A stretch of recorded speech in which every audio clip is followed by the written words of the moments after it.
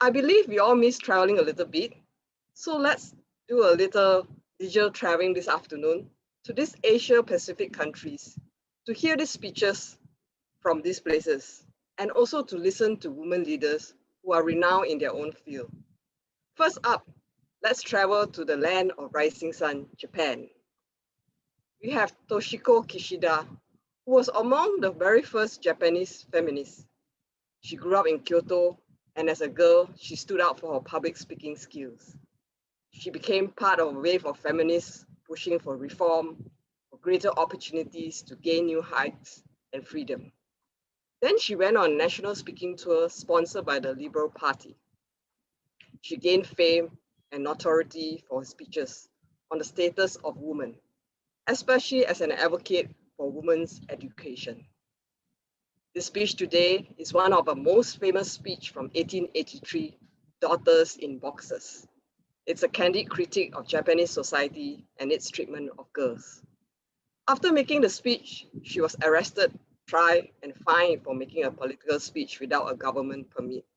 Thankfully, this is not happening today. So let's start with a warm welcome to Shital Mira to deliver Toshiko Kishida, Daughters in Boxes. Ladies and gentlemen, it is the daughters of middle-class families and above who are often referred to as such. Why such an expression?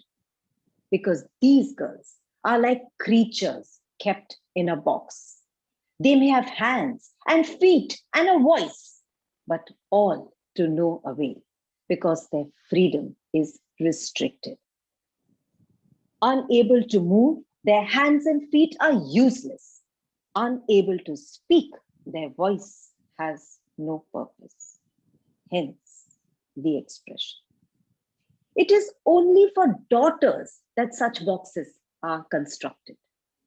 Parents who make these boxes do not mean to restrict their daughters' freedom. Rather, they hope to guide their daughters along the correct path towards acquiring womanly virtues. Therefore, it is out of love for their daughters that the parents construct these boxes. Or so we are told. But if we look at the situation more closely, we cannot help question whether it is truly love for the daughters that the parents have.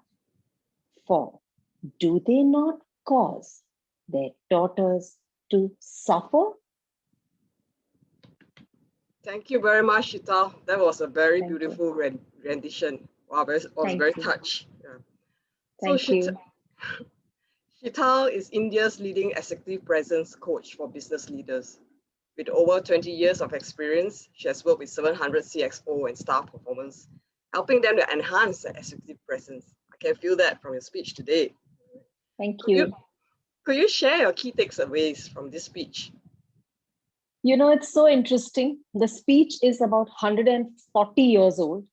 And when I read the speech, I thought to myself, so much has changed, and yet so little has changed. Asian cultures, including India, as well as several other cultures, put daughters in boxes. And I think it's a very moving speech.